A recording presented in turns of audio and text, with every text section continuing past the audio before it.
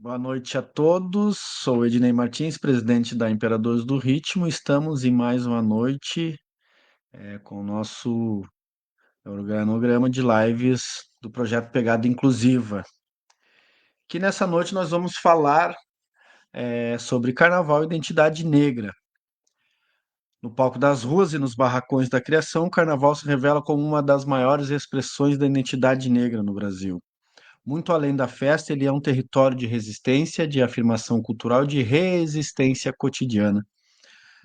Nesta edição da Live Pegada Inclusiva, mergulhamos um bate-papo potente com nosso amigo Luiz Augusto Lacerda, ou simplesmente o Gugu Lacerda, né? Luiz Augusto Quadros Lacerda, Gugu, como a gente conhece no nosso meio carnavalesco, artista visual, figurinista, pesquisador da cultura afro-brasileira e afro-gaúcha, que traz em sua trajetória o compromisso com o protagonismo negro nas artes, no carnaval e na sociedade. A partir de sua vivência com o grupo AfroSul e com a Comissão da Verdade sobre a Escravidão Negra da OBRS, e com sua atuação como figurinista premiado nos palcos, Gugu conduz em uma reflexão profunda sobre o carnaval. É espaço de memória ancestral, denúncia e transformação. Falamos sobre as cores, os símbolos, as estéticas que brotam dos terreiros e invadem a avenida com poesia política. Discutimos o papel do artista negro na construção de narrativas, na quebra de estereótipos e na valorização da nossa herança africana como base para a construção de um carnaval verdadeiramente popular, diverso e antirracista, é claro. O samba é a nossa linguagem, o batuque é nossa raiz, o brilho não esconde a luta, ele a ilumina, porque celebrar o carnaval também é firmar. Nossa história importa, nosso corpo é resistência e nossa cultura é poder.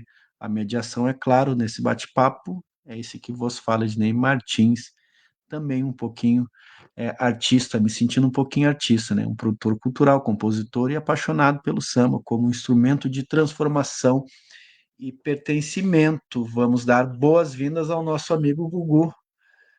Boa noite, Gugu. Como é que estamos, meu velho? A bênção? Benção, benção, meu irmão. Que é um prazer estar aqui. Te agradeço muito pelo convite. E estamos reunidos mais uma vez para falar sobre carnaval, né? Carnaval e carnaval que cultua, que cultiva em nós essa sensação de pertencimento, ainda mais quando está em voga essa cultura que nos constitui, que é a cultura afro-brasileira, até porque nós somos negros e é impossível negarmos a nossa raiz, a nossa essência. E lembrando sempre que o carnaval, os desfiles das escolas de samba, o carnaval não é negro, mas os desfiles das escolas de samba, ele é um ato de resistência negro, sim, e, e nascido nas periferias, dentro nascido a partir da, da estrutura social oferecida pelos terreiros, né, de religião de matriz africana. Então é preciso que as pessoas sempre entendam, ou que elas sempre entendam e que elas não esqueçam. Carnaval é negro, sim. Falando em carnaval é negro, Gugu, hoje o Rio Grande do Sul está, digamos assim, em êxtase, né, para o povo que ama e vive e produz o carnaval. Sobre uma das escolas de samba mais antigas do país, já centenária, né, inclusive, ela lançou o seu tema enredo, que de uma certa forma vai de encontro à nossa live aqui hoje, sobre o príncipe custódio, né, o príncipe negro, de ajudar, né, agutar, ajudar, com o Tá? título O Mistério do Príncipe do Bará. Até fui lá e fiz um comentário sobre, ele não era de Bará, mas eles estão levando para esse caminho, né? A oração do negrinho e a ressurreição de sua coroa sobre o céu aberto do Rio Grande. Tem duas temáticas aí que eu entendi e sobre alguns comentários e tal. Numa parte é uma homenagem de fato e merecida, justa e merecida. A terceira em que se sabe com relação ao carnaval. Nós temos duas escolas de samba no Rio Grande do Sul que fizeram, a Vila do Iapeí e a Gaviões da Vila Nova, se eu não me engano, se não me falha a memória. Então, nós temos, primeiro, a primeira escola que fez um enredo, que apresentou um enredo sobre Príncipe Custódio foi a Unidos do Guajuviras em 1994, quando a escola estava chegando no extinto grupo 1B. Nós tínhamos o grupo 1B, 1A e especial. Depois veio a União da Vila do EPI em 2022. E, se não me engano, o ano passado, a Gaviões da Vila Nova, que é uma escola aspirante, recém-fundada, também apresentou o mesmo enredo. Mas, como ela não concorreu, ela é uma escola convidada, e não sei se a partir deste ano ela passa a concorrer. Isso eu falo não sei, porque realmente eu não estou por dentro disso, dessa informação. Mas o ano passado ela apresentou este enredo, e até lançou o enredo, lançou o samba, que veio na voz de Ito Melodia, enfim. Mas eu te cortei, eu fiz um recorte, mas eu tenho certeza que tu vai me perguntar o que tu acha desse lançamento, que a cidade e o estado estão fervilhando, né? Cidade de Porto Alegre, por exemplo, meu telefone não parou de tocar desde o minuto em que lançaram este enredo, que a Portela oficialmente lançou o enredo. Eu tenho uma relação com esse lançamento, uma relação afetiva muito grande, porque eu vi um grupo que me projetou enquanto artista de palco, artista visual, participando dessa gravação, que é o Grupo Afrosul, a Companhia de Música e Dança Afrosul, que é o grupo de dança, o grupo cultural afro mais antigo em atividade no estado. O grupo comemorou ano passado 50 anos de existência. Ao mesmo tempo que eu vejo o mestre Jeffer Sandro, da Bombas da Orgia, o mestre de bateria, premiado, reconhecido, sendo um dos ritmistas, uma das estrelas desse clipe. Sobre o enredo, nós que vivemos o Carnaval do Rio Grande do Sul, nós podemos falar que a temática não nos é uma novidade. Mas para as pessoas que não vivem o Carnaval do Rio Grande do Sul de Porto Alegre, o maior carnaval do país, para essas pessoas que vivem o Carnaval do Rio de Janeiro, é uma grande novidade. É uma grande novidade, ainda mais quando se trata da cultura afro-gaúcha, porque quando nós chegamos, agora talvez não mais, mas quando nós chegamos no eixo Rio e São Paulo, muitas vezes as pessoas desconhecem que existem negros no Rio Grande do Sul. Muito se fala sobre a formação cultural do Rio Grande do Sul através dos alemães, dos italianos, dos portugueses, dos poloneses, enfim, uma formação eurocentrada. Mas as pessoas esquecem de citar que foi a mão de obra negra que construiu esse Estado. E isso nós estamos falando a partir do momento que os negros chegaram no Porto de Rio Grande de Pelotas, e que dali por diante começaram a tomar conta desse Estado, sendo na charqueada, sendo na cidade, produzindo alimentação, enfim. O negro é figura determinante para a construção desse Estado. E nós estamos muito presentes na construção sociocultural deste espaço aqui. E quando eu falo desse espaço, é do Rio Grande do Sul. Nós não somos menos semelhantes do que qualquer outra cultura meu Deus do céu, me perdi. Civilizatória aqui. Então, assim, quando um personagem como esse, Príncipe Custódio, que é misterioso, sim, é uma figura envolta a muitos mistérios, chega a Sapucaí como enredo, nós precisamos festejar, sim. Eu, de primeiro, quando eu li o título do enredo, me causou um desconforto. Causou um desconforto, porque realmente, primeiro que o príncipe, ele não era iorubá, ele é banto, ou era banto. Ele não cultuava orixás, ele cultuava Vudum. E o seu Vudum era Sapatá, que, que se assemelha no Batuque, a cultura iorubá, a Chapanã. O príncipe, então, ou seja, o príncipe não é de Bará. Ele não é de Bará. Ele não é nem de uma linhagem que cultivava Bará, né? Mas sim, reza a lenda que ele plantou, ou melhor, que ele assentou o Bará no mercado público de Porto Alegre. Há alguns estudos que nos falam que isso a gente pode, isso é algo muito óbvio, que foi a mão escrava, a mão de obra escrava que ergueu o mercado público de Porto Alegre, assim como ergueu os mercados públicos das grandes cidades do estado, Rio Grande, Pelotas e por aí vai.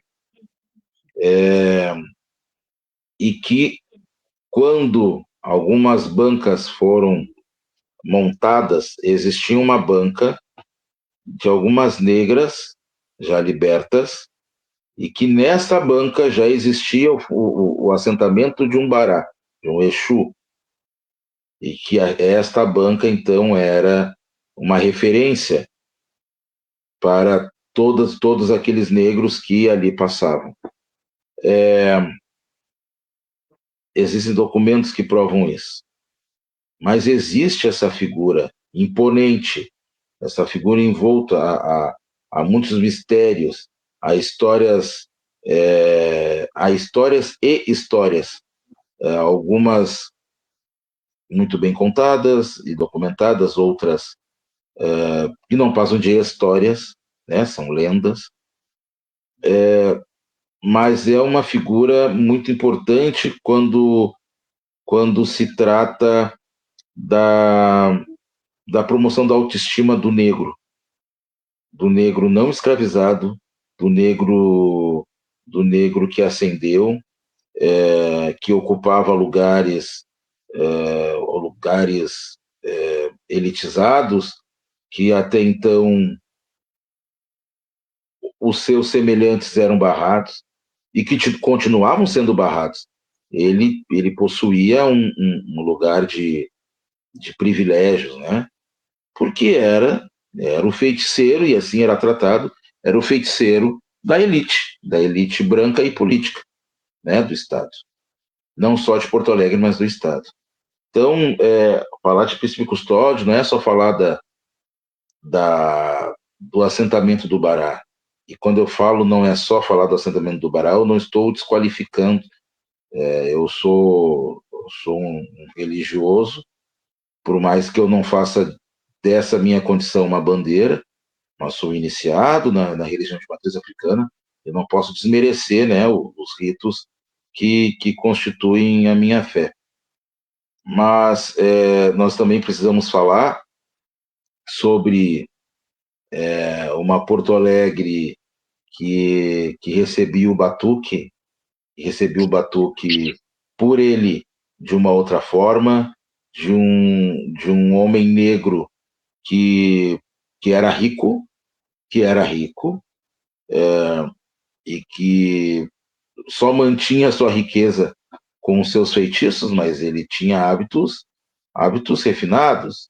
Ele viajava com uma comitiva para a Praia de Cidreira, para veranear, ele tinha como hábito assistir as corridas de cavalo do Jockey Club, apostava, até porque ele também tinha um cavalo concorrendo, né? Ele dava grandes oferecia grandes banquetes, era recebido pelos grandes políticos, por grandes empresários. Então, isso é muito importante. Isso é muito importante. É importante falar sobre a ascensão de um negro em uma Porto Alegre das décadas de 20, 30 e 40. E é muito importante também falar, aliás, é importante salientar que, mais uma vez, a cultura gaúcha está indo para Sapucaí, está sendo mostrada e recebendo essa atenção na Sapucaí, mas desta vez é a cultura afro-gaúcha. E nós precisamos festejar. Precisamos festejar. Ainda sobre o título do enredo, a gente, quem conhece um pouco da história da Portela, consegue também identificar um grande enredo da Portela, o título, que é a Ressurreição das Coroas, e, e aí um carnaval de 1980, se não me engano, 81, 80, 81, e que é muito bonito, inclusive. Mas eu achei meio perigoso a presença do Negrinho do Pastoreio no, no contexto, achei meio deslocado. Eu ainda quero ter acesso à sinopse, ou talvez conversar com o departamento cultural da Portela para saber o que acontece. Mas ainda assim, com tudo isso, nós precisamos festejar, porque somos nós que estamos indo para Sapucaí, é a nossa história que está indo para Sapucaí. Esse episódio, esse evento, Príncipe Custódio, ele atravessa um pouco de cada um dos negros que vive no Rio Grande do Sul ou em Porto Alegre. Então nós temos que festejar. Somos nós que estamos chegando lá.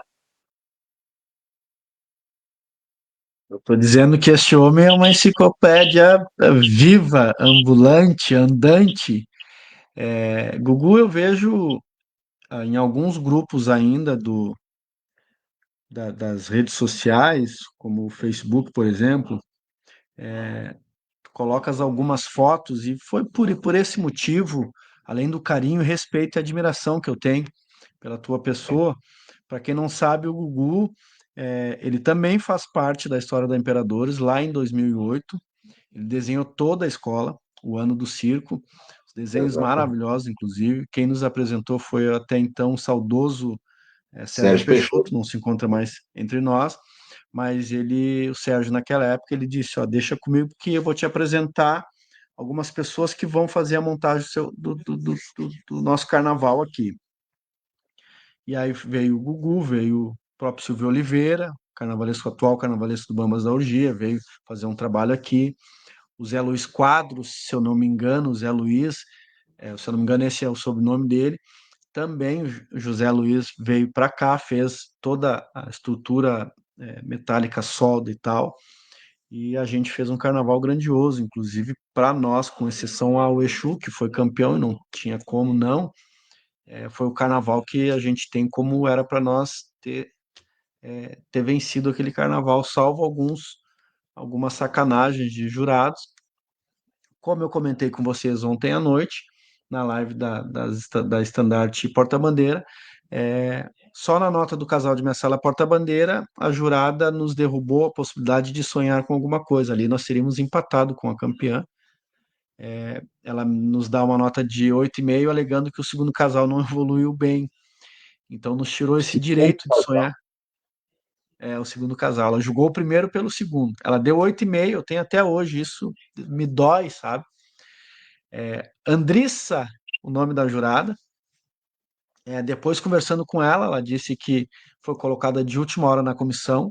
De fato, quem viria, eu acho que tomou alguma coisinha a mais e acabou se perdendo em Meu, horário, pegaram ela. E ela só soube que tinha feito coisa errada na volta, no retorno a Porto Alegre na van, em que ela comentando, os jurados comentando suas notas, ela comentou a dela e justificou, e aí ela ficaram apavorados, que não se julgava pelo segundo, era somente o primeiro. E ali nos tirou essa possibilidade. E foi um Então, carnaval, Gugu, que eu te digo não que adianta foi muito bem planejado, muito bem desenhado. Foi um carnaval que tu passava na avenida e tu olhava né, os desfilantes com as fantasias e carros alegóricos, tu não precisava de sinopse, não precisava de. Tu entendia perfeitamente pelo belíssimo trabalho que tu fez, o Sérgio fez, o próprio Silvio, o Zé, com toda a questão e tal. Então, esse é um carnaval que não nos desce, né? Mas já passou, a gente não tem como, né, como recorrer aquela coisa toda depois da nota dada, não adianta, né? Dinei, olha só, é, pela fala dessa moça, que eu não sei quem é, pelo nome que tu me dá, a gente também não é obrigado a conhecer todo mundo que faz carnaval em Porto Alegre. De vez em quando a gente tem essas coisas, né? Ah, eu acho que eu conheço, me dá o nome e tal. Pelo nome que tu me deu, eu não conheço. Mas nota-se ser uma pessoa despreparada total para fazer parte de um corpo de jurados. Que a partir do momento que tu estás ali, tu tem que saber que tu vai julgar quem está escrito ou inscrito. E, e aí todo mundo sabe, e não precisa ser um exímio conhecedor ou um PhD em carnaval para saber que os jurados, jurado de Mestre Porta-Bandeira vai julgar o primeiro casal de Mestre Porta-Bandeira. É o primeiro casal de Mestre Porta-Bandeira. Não é o segundo não ganha nota, o segundo não precisa se apresentar para jurados, o segundo não precisa ter coreografia de apresentação para jurado. O segundo, ele, claro, ele não é menos importante, mas quem garante nota, quem defende nota, é o primeiro casal.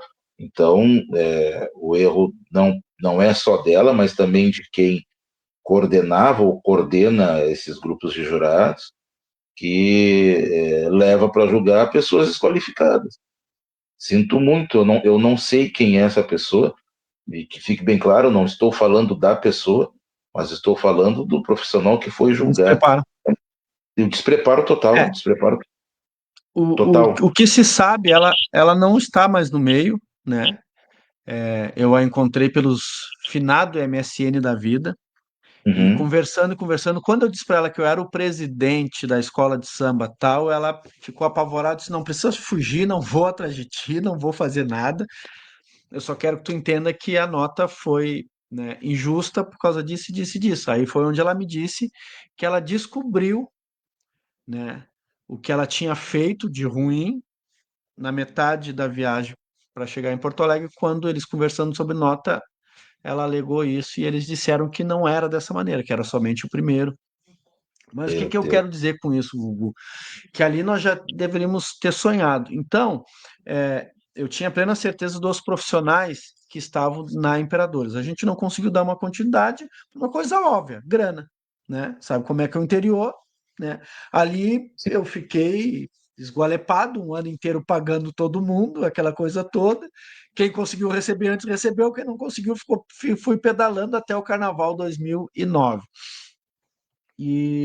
Mas eu tinha certeza dos profissionais que estava perdendo, no sentido de não poder contar mais financeiramente, né? E aprendi a admirar o trabalho na verdade, eu admiro todo, não só porque trabalham comigo, mas porque eu conheço e conheço seus trabalhos. Então ali eu vi quem era o Gugu Lacerda e sabia de quem se tratava, um cara extremamente profissional. Ele recebeu, ele cumpriu prazos, aliás, fez até antes de prazo e tudo, né? Tivemos uma única reunião em que me na casa. apresentou, explicou todo o contexto do que havia desenhado, e é a maneira que eu acredito que tem que ser, né? Que fique bem claro. E aí depois eu passei a acompanhar o trabalho do Gugu Lacerda, e aí nesses grupos, passando de Orkut para Facebook, nesses grupos de antigamente, antiguidades, carnaval, passado e tal, o Gugu, no mínimo uma vez por semana, ele desenterra uma fotografia e vai lá e e coloca, esse é o ano tal, quem dançou assim foi fulano, ciclano, beltrano, fez assim, a nota foi tal, mas foi rebaixado, não, essa foi campeã, ela subiu, merecia, não merecia. De onde é que vem essa memória, Gugu, de estar todo dia respirando esse ar, essa arte, né, que envolve a gente o ano inteiro, né? Eu não passo um dia sem escutar samba enredo. O Gugu, para ter essas histórias muito bem contadas, muito bem elaborada, deve também, inclusive, montar uma boa sinopse pela memória que tem. De onde é que vem essa habilidade de escrever tão bem e encontrar palavras que, de fato, tem uma facilidade no entendimento, no acesso, e que atinge diretamente o público que a gente precisa atingir e que fica satisfeito com as tuas postagens sobre toda essa memória do carnaval, sobretudo a identidade negra no estado. Ednei, primeiro preciso te agradecer pelos elogios e de pronto já te digo o seguinte: as coisas surgem para mim de forma muito natural. Eu sou um apaixonado pelo carnaval, isso eu não escondo de ninguém. Inclusive, há alguns anos dentro da URGS, eu sou conhecido como um aluno carnavalesco, porque é desta forma que eu me apresento para cada professor que ainda não me conhece. E foi o carnaval ou é o carnaval que ainda me abre muitas portas dentro da academia.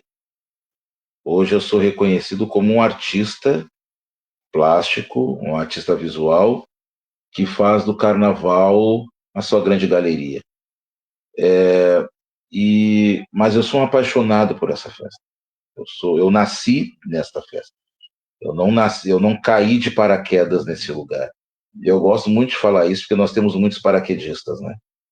É, e, e eu acho que o carnaval ele tem que ser habitado por todos, porque ele é sim o grito dos excluídos. Mas as pessoas também precisam entender que algumas pessoas estão nele há muito tempo.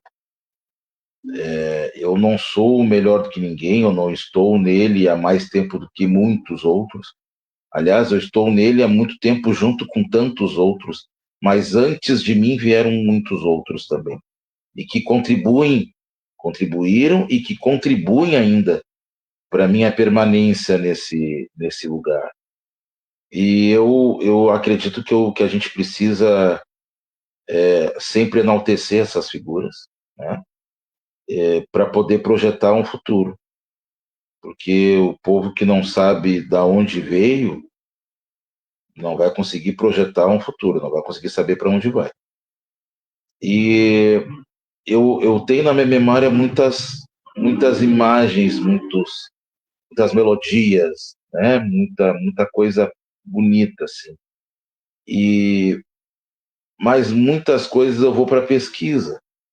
Ou eu já recebi relatos, né? A maioria das pessoas que me conhecem sabe da minha íntima ligação com Onira Pereira, com Yara Deodoro, com Jorge Elmar, Rosalina Conceição, Nilo Alberto Feijó, Guaraci Feijó, Carlinhos Viana, Dirnei Alves, por aí vai, Cláudio Vieira, José Reis, Oswaldo Ferreira dos Reis, saudoso advogado. E a gente acaba recebendo, porque eles muitas vezes me chamaram, vou te contar uma história.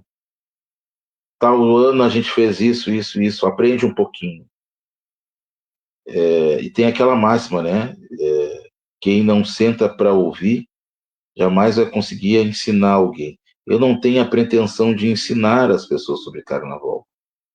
Eu posso passar aquilo que eu aprendi ou que eu estou aprendendo, que eu sigo aprendendo muito. Mas eu valorizo muito a questão da memória. Muito. Porque o nosso carnaval, aliás, a cultura negra, ela se caracteriza pela, como é que eu posso falar? Pela oratória, né? Nós pouco tivemos bibliografias. Hoje nós temos muito mais. Mas a nossa religião, por exemplo, as religiões de matriz africana, elas não possuem bíblias, elas não possuem livros que recebem esse status de referência. Os livros estão chegando agora e cada livro traz um ensinamento diferente e ainda esses ensinamentos são questionados, né? Então, a cultura africana ela é passada através da oratória. Só que eu acredito que as novas gerações elas precisam entender, elas precisam saber, é um dever. Eu não acredito que isso seja uma, uma, um dever somente meu, né? Eu não sou mais gurizinho, eu tenho 43 anos de idade, eu não sou mais promessa, eu estou aí, daqui a pouco já posso estar me encaminhando para o final, né? Para aposentadoria, e o que eu mais quero é que surjam novas pessoas fazendo o que eu aprendi lá atrás e que eu estou vendo que está desaparecendo, mas eu preciso que surjam mais pessoas. Então eu preciso sempre colocar, né, postar o que está acontecendo. Então, às vezes em quando eu encontro uma imagem que me faz lembrar, uma foto que me faz lembrar tudo aquilo que eu já ouvi, eu posto e relato. E a gente precisa também estar sempre atento a isso, a trazer informações corretas e verídicas, né? Apontando sempre uma referência que valide, né, o que nós estamos apontando. Então, quando eu trago, eu encontro um grupo já formado, um grupo de Facebook, já formado, chamado Fotos Antigas do Carnaval de Porto Alegre. Eu até hoje não sei quem é o administrador de fato, porque ou é um perfil que possui como foto uma águia, então eu posso subentender que é algum bambista, não é? Mas que me deixou muito livre para fazer essas postagens e um dia me mandou uma mensagem. A partir de hoje, tu é um dos moderadores, ou tu é o moderador do grupo. Ele é o administrador, eu sou um moderador. E, e aí eu começo a postar algumas coisas, né? E organizar. Eu tenho por hábito colocar o nome da escola, o ano, o enredo, carnavalesco, figurinista, a classificação da escola, o grupo que ela desfilou, e trazer um relato sobre aquela foto, ou sobre aquele carnaval. Então, quando os relatos são extensos, é porque eu me lembro. É porque eu me lembro de ter assistido aquilo ao vivo, de ter ouvido através da Rádio Princesa, nossa extinta Rádio Princesa, que foi a grande, foi o grande palco do Carnaval de Porto Alegre nas ondas do rádio, das décadas de 80 e 90. E alguma. Teu microfone está desligado. A princesa tá pro povo gaúcho que a manchete tá a nível de carnaval nacional, mais ou menos isso? Exatamente, exatamente. Porque nós tínhamos, por exemplo, na década de 80, nós tínhamos como as empresas que transmitiam o carnaval era a TV2 Guaíba e, e a Rádio Princesa. Também a Rádio Gaúcha, enfim. Mas a Rádio Princesa, ela era formada, os seus comunicadores eram carnavalescos. Eram pessoas, foliões, eram pessoas que estavam intimamente ligadas às escolas de samba. Então nós tínhamos Delmar Barbosa, Adoniran Ferreira, Delmar Barbosa, compositor e diretor de carnaval de muitas escolas. Adoniran Ferreira, ritmista, figurinista, um grande artista plástico visual. Nós tínhamos quem mais? Roxo, diretor de bateria, um homem comunicador nato. Sandra Maia, porta-estandarte, comunicadora, advogada. Deixa eu ver quem mais, gente. Tinha mais Odir Ferreira, enfim, era muita gente boa.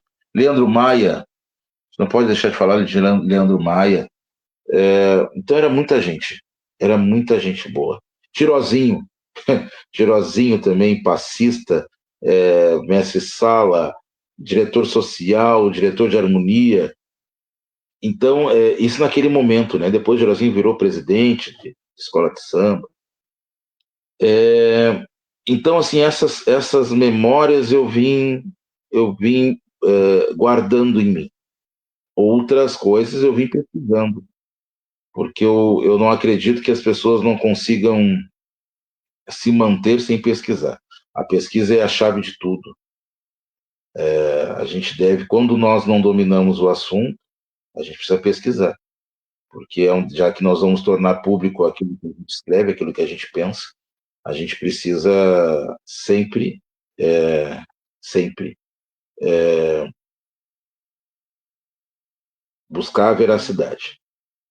Mas, e sobre a escrita, eu, é muito engraçado isso.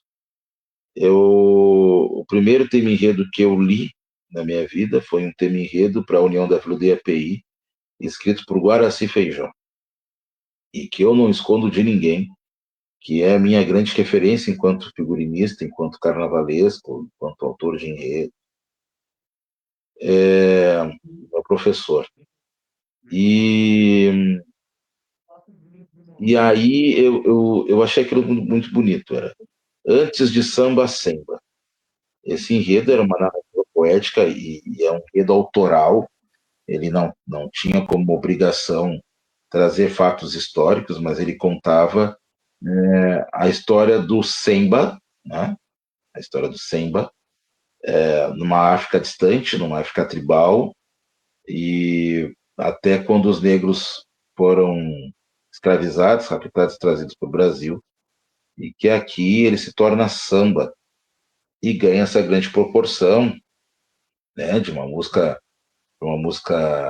que se tornou uma identidade do Brasil e que oferece para o Brasil uma constelação de estrelas negras. Aquilo era muito bonito. Outro ano, o Guaraci apresentou, junto com Paulinho Filandro, na Vila também, Corpo de Dança, Gestos e Formas. E isso eu tinha, já no Corpo de Dança, eu tinha a fazer 10 anos. Fiz 10 anos em 91, tinha quase 11 anos. E comecei a brincar de estruturar uma escola de samba. Eu aprendi o que era um organograma, então eu inventava os enredos, não sabia escrever sinopse assim, mas eu inventava uma ordem de desfiles muito próxima daquilo que eu tinha visto fazerem na Vila do EPI e desenhava uma escola toda. Acabava às vezes com a folha de caderno, fazia figurinos na folha de caderno, comprava folha, papel, blocos de folha, de papel ofício, perdão, de papel ofício. Pintava com hidrocor, com lápis de cera, com canetinha, com lápis de cor. Não tinha uma técnica. E aí, aos 12 anos, a ProDP estava para 94 para 95, a União da ProDP, minha escola de origem, estava passando por um momento bem complicado. O meu pai, junto com um grupo de amigos, havia assumido a escola temporariamente para colocá-la nos eixos, e era uma comissão de 5 pessoas. E aí eles queriam tocar o carnaval da escola. Aí fizeram um festival de tema enredo. E eu disse que eu queria fazer um tema enredo.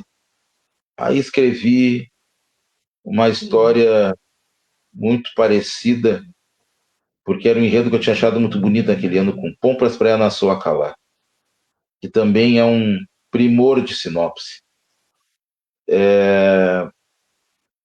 E aí eu escrevi algo, e o meu pai um dia, meu pai disse assim, nós vamos dar um jeito nisso aqui. Aí, certo dia, eu sempre tive uma ligação muito forte com Yara Deodoro, coreógrafa do Grupo AfroSul e de tantas comissões de frente, porta-bandeira de Garotos da Orgia. E aí meu pai saiu do serviço, saiu do trabalho, foi direto na creche que a Yara tinha perto da minha casa, sentou com ela, conversou, tal, até com o intuito de levá-la para a vila. E aí falou para ela desse meu tema enredo e ela disse: chama ele aqui agora. Aí recebo a ligação do meu pai. Estou aqui na creche, vem aqui que a tia Yara quer falar contigo. Mas saí correndo, né? Saí correndo, lá estavam eles falando sobre a vila, ela falando sobre Bambas da Orgia naquele carnaval.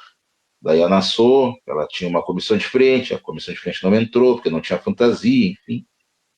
E aí ela fala para mim, fala assim, tu é meu filho, teu pai está aqui, faz conta que teu pai não está aqui, tu é meu filho. Amanhã de manhã, antes de ir para o colégio, tu traz o que tu escreveu desse tema enredo aqui, que eu quero ver, nós vamos montar esse tema enredo juntos. Eu não consegui mais parar de sorrir, né? Era o sonho da criança, tal, vim para casa rindo sozinho, tal. Fui lá no outro dia de manhã, levei um monte de coisa escrita. Ela disse: não, tu escreveu um livro, não escreveu um enredo. Mas volta do colégio, aqui que nós vamos conversar. Aí eu voltei lá, conversamos, ela me explicou mais ou menos como era. Então, meu primeiro enredo eu escrevi para a Vila, e na época tinha sido escolhido o enredo de Alvino Machado, que para mim é uma grande figura do carnaval, um dos grandes carnavalescos, que era Com Fogo Não Se Brinca, era o nome do enredo, era sobre o fogo. No mesmo ano, a Vila. O meu pai buscou o Silvio Branco para reassumir a escola, e o Silvio pediu então para que todos os contratados da escola até então, se a escola tivesse algum compromisso, que esse compromisso fosse desfeito, porque ele queria montar uma escola à sua forma. E aí ele trouxe novamente Guaraci Feijó, Hamilton Santos, Caco Rabelo, Edson Vieira, enfim, foi um ano que ele trouxe também de volta Marcelinho, contratou Paula Verônica como porta-bandeira, Marcelinho mestre-sala, Jorge Ramos como diretor de harmonia musical, enfim, era um time da Endeca, Tadeu como casal de passistas, era um time muito bom. E o Guaraci era um time muito bom, um time ótimo. E o Guaraci fez aquele ano, junto com Alcides, fez do Campo dos Sonhos uma história de reis. Era um enredo sobre as Copas do Mundo que o Brasil havia vencido. Então, assim, eu comecei a escrever, a exercitar tema enredo, e exercitar um tema enredo poético. Junto a isso, eu comecei a levar para o colégio, para a escola, essa poesia e acabava fazendo redações assim. E sempre tirava notas muito boas.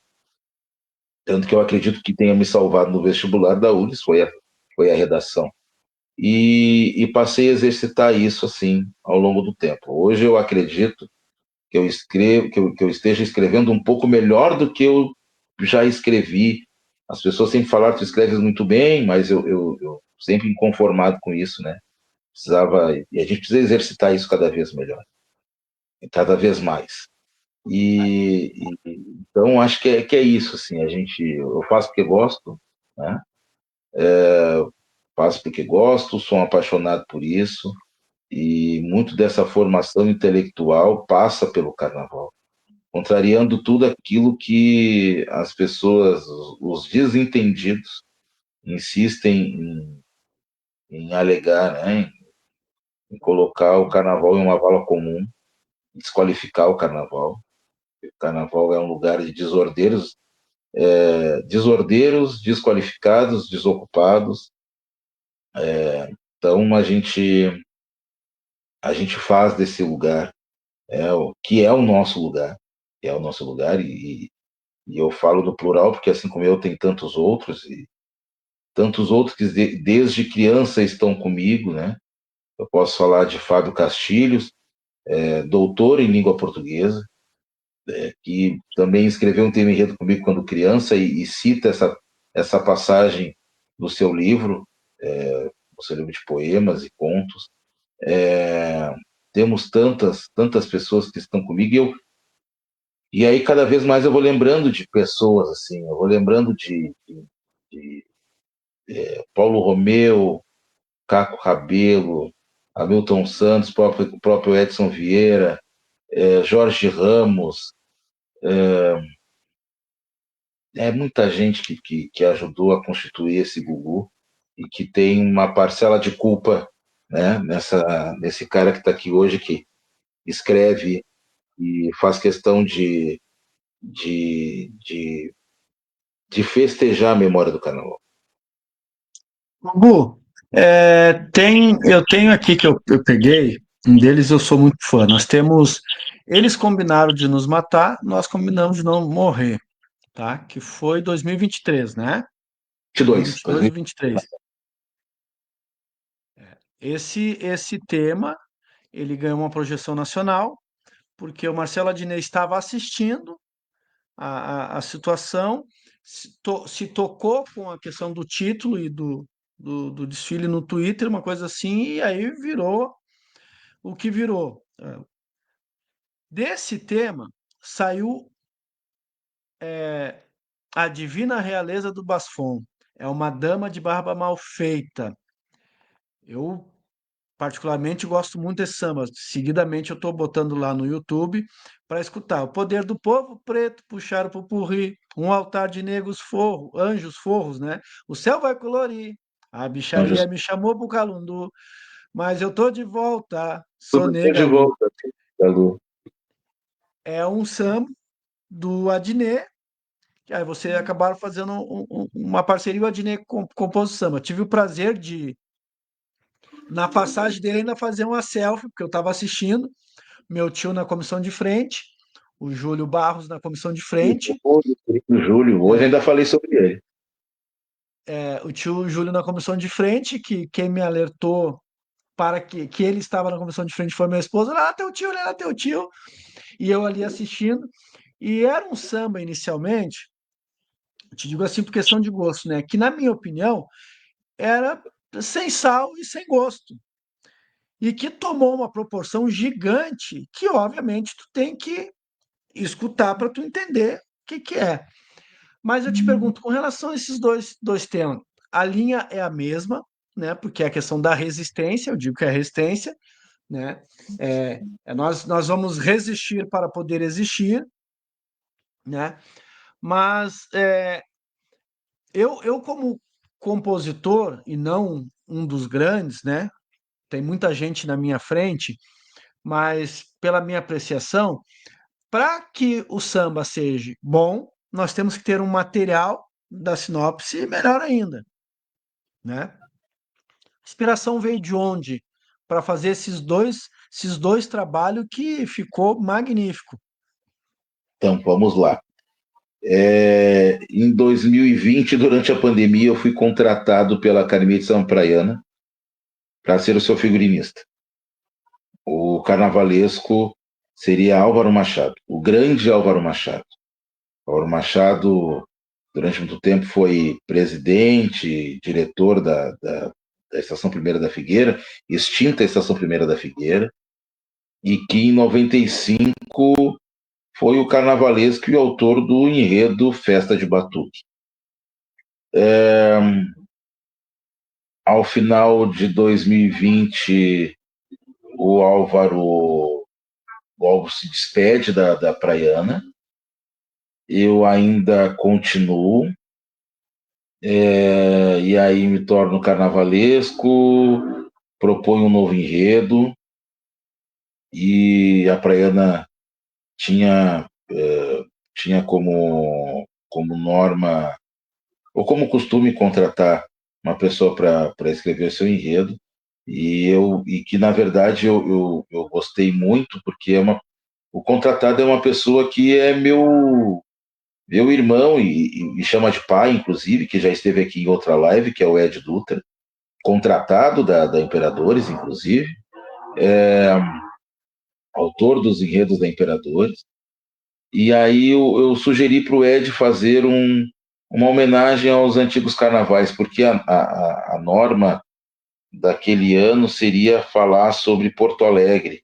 Seria uma proposta, era 250 anos de Porto Alegre, então a prefeitura estava surgindo com, aliás, havia assinado a possibilidade de um aporte financeiro maior para as escolas que enaltecessem algum capítulo dos 250 anos da cidade. Eu disse, Ed, vamos falar sobre os antigos carnavais, e os antigos carnavais de Porto Alegre, falando sobre momentos interessantes, né?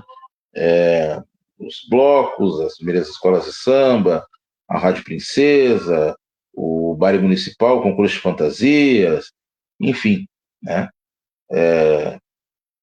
E aí capítulos como Garotos da Orgia, O Nido do Umbu, Relâmpago, alguns enredos muito interessantes da Praiana e uma grande homenagem aos seus artistas. Pois em agosto ou início de setembro de 2021 me desligo da Praiana. E aí acredito que não iria fazer carnaval em 2022. Eu, eu iria assistir, né? Ajudar alguém, ou reabrir o meu ateliê de fantasias, enfim. E aí conheci uma pessoa na Praiana que se chama Jaime Rudimar. Era um diretor de aula da Praiana, um grande artesão, e também saiu junto comigo e disse assim: vou te levar para uma escola de samba, vou te levar para a Realeza. Disse, mas já desenhei para a Realeza alguns anos atrás, tal, mas eu não conheço mais ninguém na Realeza. Então, aliás, conheço algumas pessoas, mas acho que não estão mais na direção. Mas tá tudo bem.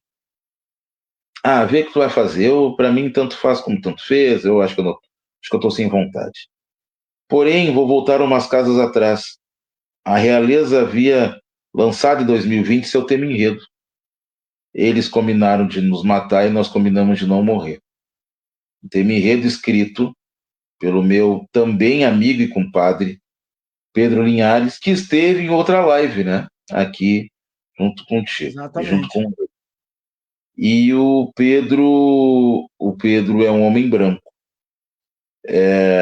e que é um homem branco, mas que tem uma conscientização sobre a cultura, uma conscientização e o respeito sobre a cultura afro-brasileira e afro-gaúcha admirável.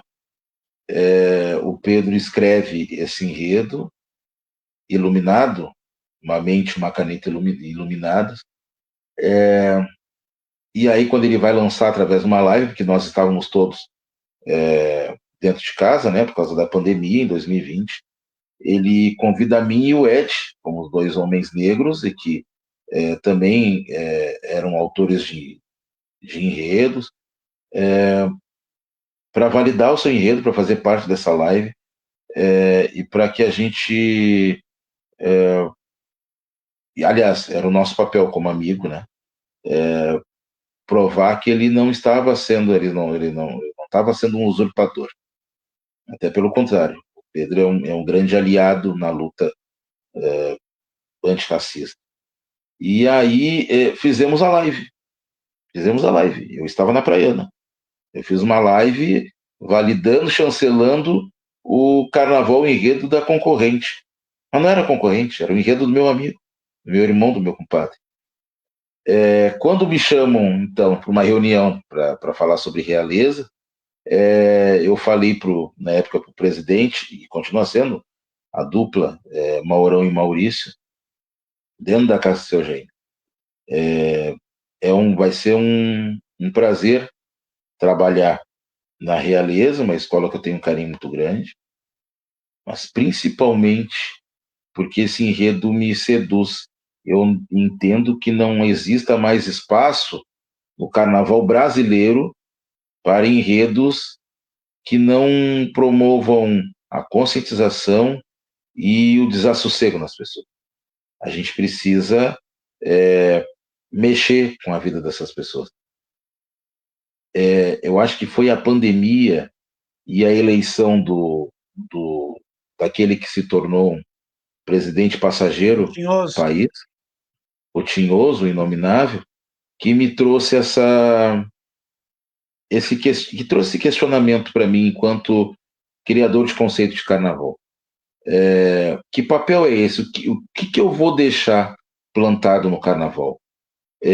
Hoje eu sou conhecido como um grande figurinista, um cara que tem bom gosto, um cara criativo, mas não é isso. Não é isso. A gente precisa criar alguma coisa, a gente precisa deixar uma referência a mais.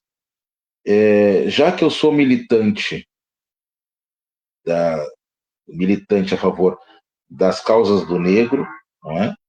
E naquele momento eu já era membro de uma comissão da Escola de Direito da URGS, e eu sou aluno do curso de Artes Visuais. Eu passei a ser membro do núcleo de pesquisas antirracismo da Faculdade de Direito,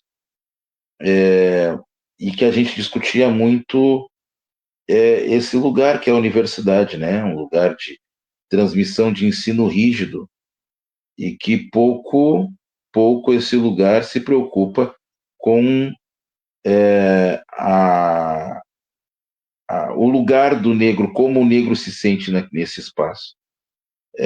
E aí, não é só do negro, das minorias, né? Existe o sistema de cotas, mas as pessoas são aprovadas e quando chegam na universidade se deparam ou se deparavam com situações adversas que tiravam a força de qualquer pessoa que tentasse continuar. Se nós persistimos é porque nós somos muito fortes, determinados. E eu fiquei pensando, tá na hora de eu fazer alguma coisa. E aí eu só fiz um pedido. Eu gostaria de dar a minha cara, a minha identidade ao desfile da escola. Conversei com o Pedro sobre isso. Eu disse, olha, eu não vou macular a sinopse do enredo, mas eu peço licença para fazer o meu organograma e dar a minha identidade a esse enredo. Acima de tudo, respeito, né? Respeito com o trabalho do meu amigo, com o trabalho de qualquer profissional. E assim a gente fez. Eu mergulhei na obra. Muitas coisas a gente conhece, a gente escuta, a gente já lê durante muito tempo, mas eu precisava estar focado no que o Pedro havia escrito. E era algo fantástico. Então a primeira coisa que eu fiz, eu falei para eles, foi promover um encontro entre os lanceiros negros contemporâneos. Pessoas que nos dias atuais continuavam segurando as lanças dos lanceiros negros, aquelas lanças que caíram por terra no massacre de Porongos, mas que elas brotaram do chão e que foram entregues a cada um desses. Então eram algumas pessoas, alguns negros, né, militantes na cultura, na política, na sociedade. E aí eu fui reconstruindo essa escola com a ajuda de muitas pessoas. A primeira que eu posso falar, que foi minha parceira do início ao fim, mais uma vez, Yara Deodoro. Talvez ela tenha partido sem entender a sua real importância para a constituição cultural desse Estado. E aí eu fui chamando parceiros, fui chamando amigos, e muito importante ainda, Ednei, eu estava em uma escola com gestão. Eu estava entrando em uma escola com uma forte gestão.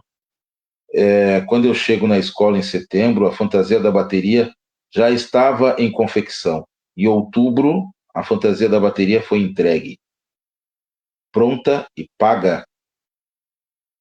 E não era uma fantasia comum, chinfrim, com tecido qualquer.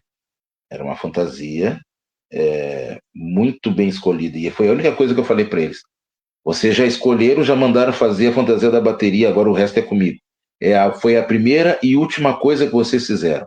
Agora esse é o meu papel.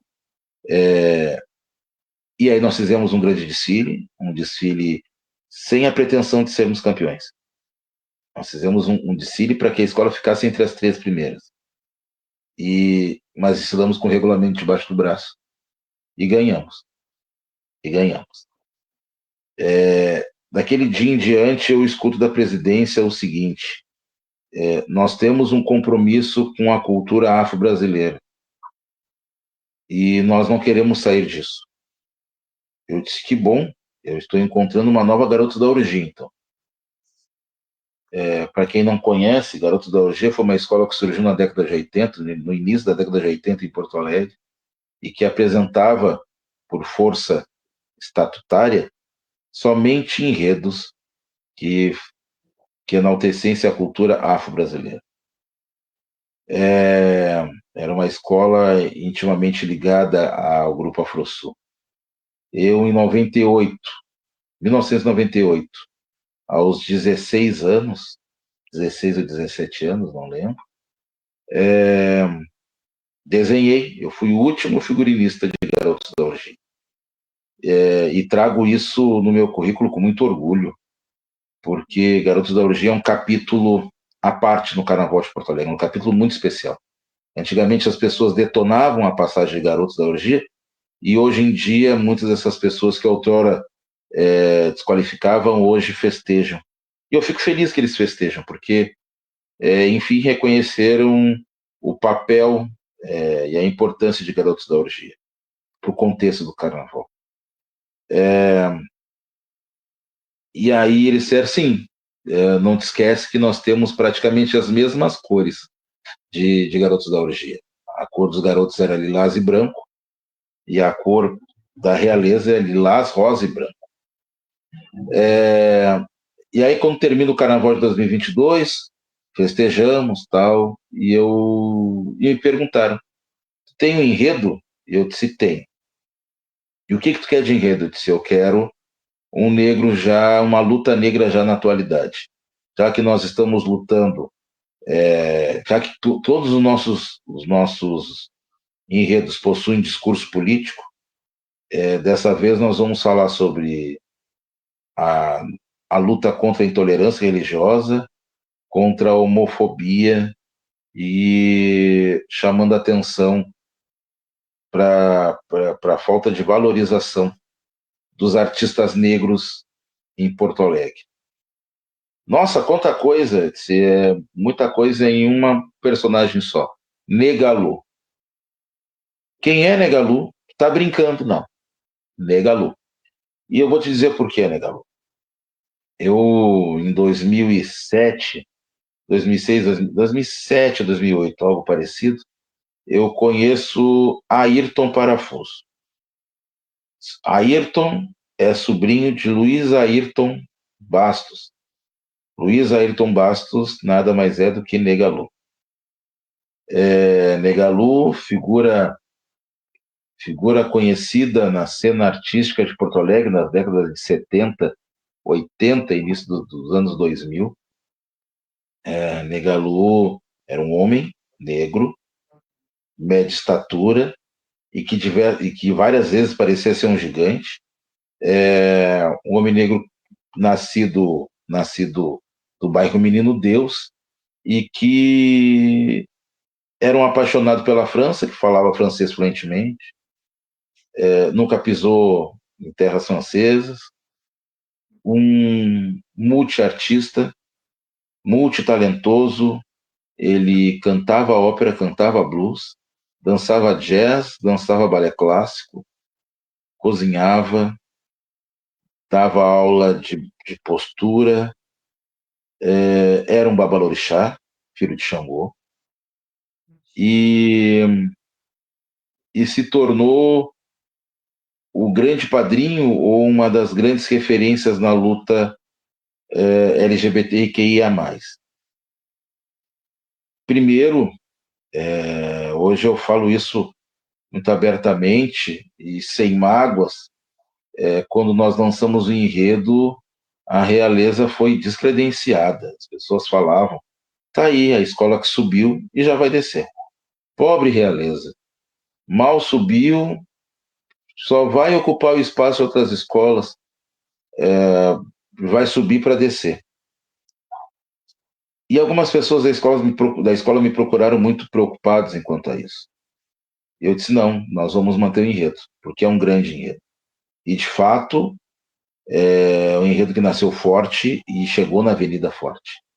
A Realeza encerra o Carnaval de Porto Alegre, levantando a arquibancada, sendo um sucesso para a crítica especializada. Eu lembro até hoje que eu encerrei de Cília à frente da última alegoria, e quando eu chego perto das cabines das rádios, vários dos comunicadores estavam emocionados, aplaudindo muito, e aplaudindo muito. Negalu Negalu faleceu sendo esquecida e sem ter de fato o seu espaço nos palcos, o espaço que lhe foi negado. E claro que depois que a gente morre, a gente não vai receber essas flores, né? Mas muita gente, depois que ela faleceu, passou a reverenciá-la. E eu fico pensando, quantas dessas pessoas que reverenciaram Negalu estiveram presentes quando ela esteve doente e abandonada não pela família, mas por tantos outros que ela ajudou, ou que ela ajudou a ascender, né? E aí eu fiquei pensando, tá aí, eu acho que nós encontramos é, o, o elo, nós encontramos o cerne, nós encontramos a nossa mola. A realeza precisa falar do negro, das causas do negro, mas buscando sempre a atualidade. No carnaval seguinte, nós falamos sobre os 50 anos do Grupo Afrosul. Era algo muito pessoal, meu. Era a minha devolução, né? Eu estava devolvendo para o Grupo Afrosul tudo aquilo que ele me deu e ainda dá. Se eu sou um artista premiado nos palcos como um figurinista de grupo de dança e de grupos de teatro, se eu já recebi um troféu Açorianos de melhor figurino, foi porque eu fui formado pelo Grupo Afrosul, por Yara Deodoro, por Jorge Elmar, por Paulinho Romeu, e aí eu precisava fazer aquele enredo, que era um enredo muito potente também. Um enredo extremamente potente. E esse, voltando a Negalu, para fazer justiça, eu acredito, Ednei, que time que ganha a gente não deve mexer. E eu sou muito grato aos meus amigos e aos meus parceiros que estão comigo ao longo dessa caminhada. Quando eu chego na Realeza, o enredo era de Pedro Linhares. Quando nós chegamos ao grupo especial, a sinopse deveria continuar sendo assinada por Pedro Linhares. E o Pedro assinou essa sinopse, captou muito do que eu queria e colocou sua identidade ali também. E ninguém melhor para escrever essa sinopse do que Pedro. O Pedro estava no seu lugar de fala, um homem LGBT, pertencente à comunidade LGBTQIA+, e que entendeu como ninguém a alma da Negalu. Eu trouxe uma história quadrada. O Pedro arredondou a história e colocou o seu toque final. Pedro tem também uma caneta poética, tão poética quanto aqui eu gosto, né? Aqui do meu estilo de escrita. Mas em 2024 o Pedro não pôde escrever. O Pedro estava no Bamba, era um dos carnavalescos do Bambas da Orgia, e eu então escrevi o enredo sobre o Grupo Afrosul, grupo de música e dança Afrosul. Digo sem medo algum que a escola foi sabotada na concentração e foi rebaixada. Isso acontece. Nesse último ano, Carnaval de 2025, então nós fizemos, a água baixou e o quilombo resistiu. Eu saí da realeza, voltei, e antes de eu sair, o enredo já estava pré-determinado, nós iríamos falar sobre os quilombos. Mas ainda nós não havíamos sido atingidos pela enchente. Quando eu retorno, Porto Alegre tá vivendo ainda o caos do pós-enchente, e foi o caos do pós-enchente. E aí os guris disseram, nós vamos ter que criar um enredo agora. Vai ter carnaval, mas e agora? Se nós vamos continuar falando sobre os quilombos. Mas agora, a partir da enchente. Talvez algumas pessoas conheçam, existe um desenho animado que era transmitido pela TV aberta, que era o Mundo Fantástico de Bob. Era um menininho que as pessoas falavam, pegou fogo, o céu pegou fogo. Ele já imaginava o céu pegando fogo, o céu em labaredas, tal. Era fantástico aquilo. E a minha cabeça funciona tal qual a cabeça do Bob. Eu já imaginei, na hora eu imaginei um quilombo onde hoje, aliás, onde hoje tem, né, um viaduto ali ao lado da Ponte de Pedras. Olha a minha cabeça, gente. Eu imaginei um quilombo ali, um grande quilombo, uma grande plataforma, e ali esse quilombo estava submerso. Eu enxergava a ponta das casas, eram telhados brancos, pontas de lança, pontas de escudos, algumas. Minha cabeça voou ali. E eu disse, bom, a partir de agora nós vamos reconstruir, recriar um quilombo. Quando a água baixou, o quilombo havia resistido.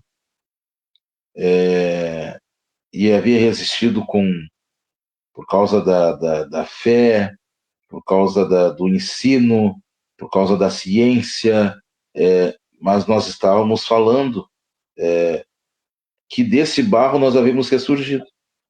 E quando a água turva tomou conta da cidade, Nanã havia descido. Nanã Buruque havia descido para recolher a mesma lama. Ela tinha entregue para Oxalá para moldar o primeiro corpo humano.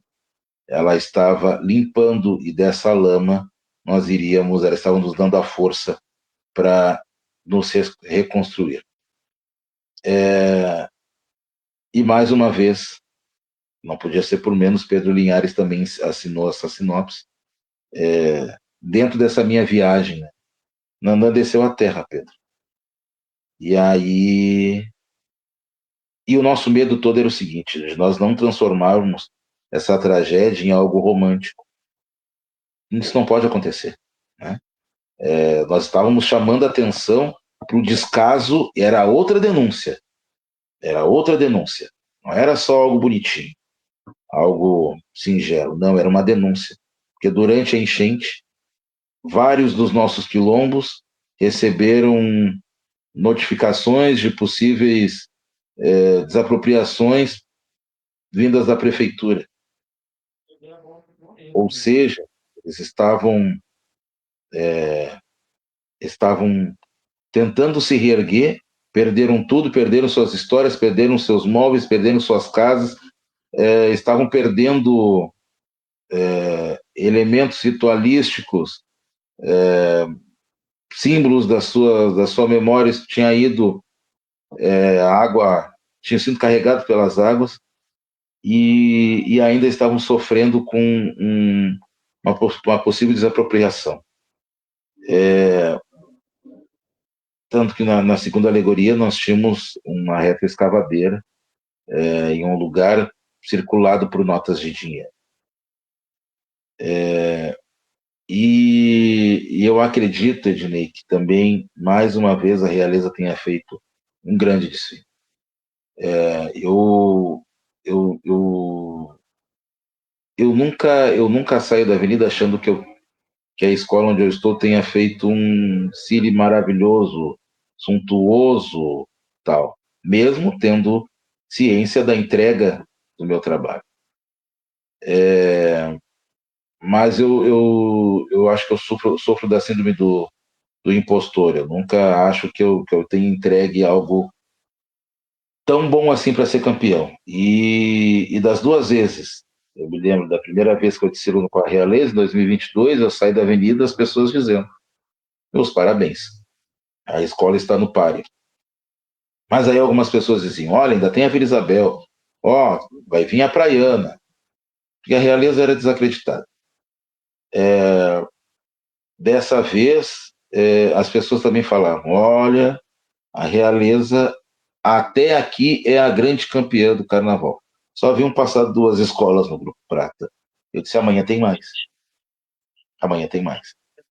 Mas só pelo fato e isso é o principal, tá, Ednei? Só pelo fato de ter entregue um enredo com um discurso social forte, potente, e o desfile tenha sido claro o suficiente, que as pessoas tivessem entendido, elas tenham entendido, tenham compreendido a nossa proposta, e o nosso discurso. Isso já fez valer, isso já fez valer o trabalho. A gente precisa entender cada vez mais que é ali naquela avenida que a gente precisa protestar. Quando eu falo protestar, as nossas escolas ainda são formadas por pessoas, por moradores de comunidades carentes. São pessoas que passam o ano todo esperando para receber ou ganhar notoriedade, porque eles são trabalhadores, que tem uma fala muito importante tua agora há pouco, que é as pessoas que vendem o almoço para comer a janta, é isso? É isso, né? Que vendem o almoço para comer a janta. Então são pessoas que saem das suas casas pela manhã e voltam à noite. São pessoas que sofrem com o descaso do poder público, que dependem do transporte coletivo, que é deficitário, que dependem do SUS e que valorizam o SUS por causa disso, mas que também sofrem com o descaso, muitas vezes, são negras e convivem com a maldade do racismo estrutural. Essas pessoas, essas pessoas têm o seu lugar de fala ali naquela avenida. Ali eles são reis, são rainhas, são artistas. Ali eles se realizam. Ali eles esquecem que passaram fome, que esquecem a falta de dinheiro, esquecem a violência. Eles esquecem por alguns instantes, por 55 minutos, por uma hora, eles esquecem. E é naquele lugar iluminado, que recebe a arte na sua pluralidade, que eles vão protestar. Eles vão protestar com arte. Eles vão protestar sorrindo, porque é naquele lugar que todas as atenções estão voltadas para eles, para as suas vidas. Então, é o papel da escola de samba. O papel da escola de samba é esse, de informar, de promover, a educação, de ensinar, de valorizar.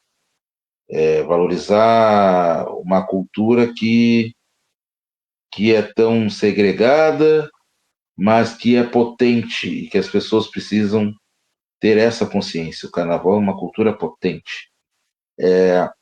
E, E aí, quando a gente faz esse tipo de enredo, a gente promove esses enredos, e que a escola compra, e que a escola compra e que a sociedade civil toda também compra a nossa ideia. A realeza, a partir do enredo, do Eles Combinaram de Nos Matar, nós combinamos de não morrer, já recebeu muitos novos torcedores. Marcelo Adnet tem muito a ver com isso? Tem forte participação? Tem. Porque ele lançou luz, ele lançou um holofote muito especial para o enredo, não é? Quando surge Negalu, o time de admiradores, de torcedores, cresce. E aí a realeza recebe professores da URGS, alunos da URGS, artistas de diversos segmentos da cultura de Porto Alegre. E aí eu pensei, vieram só por causa da Negalu. Quando eu chego com um enredo sobre o Afrosul, essas mesmas pessoas continuaram na escola. Elas continuaram e trouxeram mais pessoas ainda. Eu vou narrar um momento interessante do desfile da Negalu. Tiago Piragira, doutor em artes cênicas, na época, em 2022, 2023, professor da URGS, no curso de artes cênicas. O Tiago foi convidado para ser, para representar, um dos convidados para representar a Negalu durante o desfile. Ele criou uma cadeira, eu chamo de cadeira até hoje, né? E o nome não é mais cadeira, uma, uma matéria, né? Ele criou uma matéria prática, um laboratório prático, só para tratar sobre o enredo da Negalu, na URGS. Quando antes, em Porto Alegre, nós soubemos que o enredo de uma escola de samba tornou-se objeto de estudo em uma matéria, em uma disciplina de alguma universidade. Eu não tenho conhecimento. E, por favor, se isso já tem acontecido antes, nos avisem, porque, e ainda assim, eu não vou me tornar menos envaidecido ou menos feliz com o que o Thiago Piragira fez com o enredo da Negalu, a partir do enredo da Negalu. No outro ano, em 2024, professoras do curso da dança da URGS pagaram fantasias em uma aula inteira para os seus alunos desfilarem na realeza. E essa ação não partiu de mim batendo na porta deles. Eles foram até a realeza, porque existe um projeto chamado Carne Digital, e esse projeto esse projeto consiste na captação dos movimentos de dança através de avatares. Então, toda a metodologia de dança afro, criada pela Yara Deodoro, foi captada neste projeto, e nós citávamos este evento, né? O Carne Digital. Os professores foram até a URGS, disseram que iriam criar uma aula e que eles estavam programados para pagar fantasia para 40 alunos, e assim foi feito. Também soube disso antes em nenhuma outra escola de samba. Então, por isso que eu falo que esses enredos hoje são transformadores na nossa sociedade. A gente consegue unir a academia com a escola de samba, algo que não deve ser, e não são elementos distantes e distintos, mas nós precisamos forçar sempre essa união. E o carnaval desde sempre educou, agora mais do que nunca. agora mais do que nunca.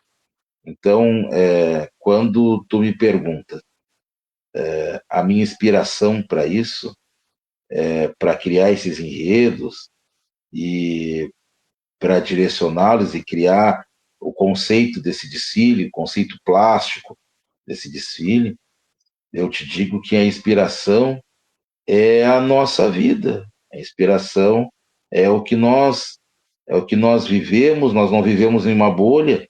Eu digo que eu sou um homem negro privilegiado, porque eu tive acesso ao ensino em colégios particulares, né, em ensino privado. Eu já estudei em universidade privada, eu tive acesso a outros cursos, a ambientes elitizados, mas isso não me torna melhor do que ninguém e ainda assim não me deixa viver em uma bolha. Ao mesmo tempo que eu sempre transitei livremente entre os lugares elitizados, principalmente eu estava nos lugares onde o negro parecia estar ali parado. Não, o negro sempre esteve em movimento. Eu estava indo nos bairros menos favorecidos, nas escolas de samba, nos clubes negros, e que, aliás, os clubes negros são uma das minhas grandes paixões. É, eu estava indo no Batuque, é, é isso. No samba, é isso. E a gente precisa reunir tudo isso, porque é essa cultura que me constitui, é essa cultura que me constitui, é essa cultura que, que me fez ser esse artista e que me faz ser esse artista. Então são essas vivências, esses sentimentos que me impulsionam a continuar escrevendo esses enredos. Preciso confessar para vocês que antes de a gente começar a live, o Gugu disse para mim assim: tu me faz perguntas porque senão eu não vou saber. Eu sabia que seria dessa forma, que eu teria pouca participação nessa live, porque mais do que uma narrativa, que viria dele grandes depoimentos. E se cumpriu aquilo que eu imaginava. Grande. Falei para vocês que mergulharíamos num bate-papo muito potente, né, com o Gugu, um artista visual, figurinista e pesquisador da cultura afro-brasileira e gaúcha, afro-gaúcha, né, a partir da vivência dele com o grupo Afro Sul, a qual ele tem muito carinho. Eu esqueci de colocar aqui, peço perdão, desse carinho que ele tem pelas estandartes, né, Onira, e também pelo grande carnavalesco amigaço, amigaço, amigaço, que muita gente disse que eu vi algumas vezes dizendo que ele estava enterrado, foi campeão com a Cova da Onça, inclusive, o último campeonato dele com a Cova da Onça, Guaraci Feijó, esqueci de colocar aqui na tua ficha, viu? Mas a Esse, gente tem que fazer jus a essa gente, porque esse cara nunca vai estar enterrado. O Guaraci tem uma mente que se reinventa ano após ano. Eu, eu posso falar que, para mim, é o melhor projeto de carnaval. É o melhor projeto de carnaval e o Guaraci um dia vai se tornar encantado e ele vai continuar sendo o melhor projeto de carnaval. O Guaraci é um carnavalesco completo. Ele escreve, ele desenha, ele projeta. E Guaraci, inclusive, também é compositor. Já apresentou sambas da sua autoria nos Imperadores do Samba, e tem um samba que é dele, nos Mambas da Orgia, mas que ele não assina. O samba é todo dele. Em 1984, para falar que o Brasil, o enredo e o samba são dele. Mas ele preferiu não assinar o samba. Então, assim, é um carnavalesco completo. Longe de mim querer querer chegar aos pés de Guaraci Feijó, querer me comparar com Guaraci Feijó. Mas eu continuo dizendo, eu tenho uma escola muito boa, tenho muitos professores muitos professores e que, eu digo, eles não são os responsáveis, eles são os culpados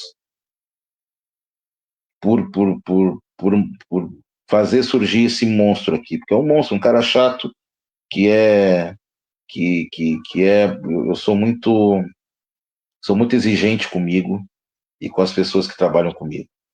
Então, esses dias eu ouvi de uma pessoa que nós já firmamos o enredo da realeza para o próximo carnaval. A pessoa disse assim para mim: eu não vou de qualquer jeito.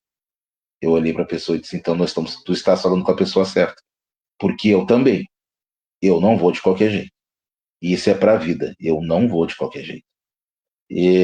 Porque quem faz escola de samba com verdade, quem faz escola de samba com competência, com responsabilidade, nem assim como tu faz, nós não vamos de qualquer jeito para a avenida. Nós temos responsabilidades com aquilo que nos foi entregue e o que nos foi entregue, os sonhos das pessoas que irão querendo desfilar, a expectativa do público que está nos aguardando. Nós temos ainda a responsabilidade fiscal do dinheiro, do poder público que também nos é entregue, nós temos que prestar conta disso. Mas principalmente nós temos que ter responsabilidade com as histórias das nossas entidades, com a dignidade dessas entidades. Então, não tem como tu ir para a vida de qualquer jeito, né? Então, é isso. Tu falou, eu sabia que ia ser assim, como sempre eu falo demais, mas vocês me perguntam as coisas e eu preciso historicizar, eu preciso deixar tudo muito bem documentado, porque são poucas as vezes que nós temos as oportunidades de contar sobre esses processos de criação, sobre a participação dessas pessoas na nossa constituição, enquanto artista, e principalmente enquanto cidadãos, e, e mais importante que isso, a nossa consciência de sermos corpos políticos numa sociedade que vive sempre à mercê de alguns fantasmas, como o racismo estrutural, que algumas pessoas insistem em falar sobre vitimismo, sobre a palavra da moda, que eu não aceito isso, não. Mimimi. Nós lemos isso diariamente, né? Este mimimi. Nós vivemos sendo perseguidos por esse mal. E aí, esses dias, uma pessoa me pergunta: mas até quando nós vamos falar sobre isso? Até o dia que o racismo estrutural acabar. Como, infelizmente, a gente não consegue enxergar um fim para isso, nós vamos falar sobre ele eternamente. Infelizmente é isso. Este é o Gugu Lacerda, ou Luiz Augusto Lacerda, mais uma vez. Quero agradecer de prontidão quando eu fiz o convite, o aceite. Sei que, como eu te disse, o Gugu ali no off, tu reproduziu aqui. Eu sei que para gente que vende o almoço para comer, a janta é sempre corrido, mas quando a gente tá para falar daquilo que a gente gosta, daquilo que a gente vive e respira, que no caso é o nosso carnaval, a gente sempre arruma um tempo, principalmente para os amigos, e eu te agradeço de coração. Nós vamos ter mais momentos como esse. Eu estava combinando ontem com as gurias, uma hora dessa, uma madrugada dessa, que eu vejo que tu tá pelas redes sem sono e eu também, eu te chamo, vamos, vamos. A gente Me chama. conversa aqui e fala mais um monte de história. Eu preciso encerrar, porque daqui a 10 minutos começa outra live sobre Vamos, harmonia geral e sem palavras para te agradecer esse momento. E nós vamos conversar algumas coisas ali pela frente ali que certamente a gente vai fazer uma grande parceria aí com relação ao carnaval. vamos lá. Mais uma vez te Eu, agradeço. De 2008 para cá, esse tempo todo, isso fazem 15 anos, né? 15 anos que eu vi aquele projeto e eu acho que de repente ali na frente a gente pode repetir e reproduzir uma parceria bacana aí, viu, Gugu? Quero Gratidão. conhecer, quero conhecer Santa Cruz, viu? Não conheço ainda. Quero conhecer. Meu querido, eu que te agradeço e fico muito feliz que tu tenhas conseguido proporcionar para a tua escola, para a tua comunidade, momentos dignos de lazer e de sabedoria. Então, meus parabéns. E no que tu precisar, no que eu puder te auxiliar, é só contatar. Tamo junto. Vou encerrar a live aqui. Tu aguarda só um pouquinho para a gente se despedir formalmente aqui. Até a próxima live daqui a alguns minutos, pessoal.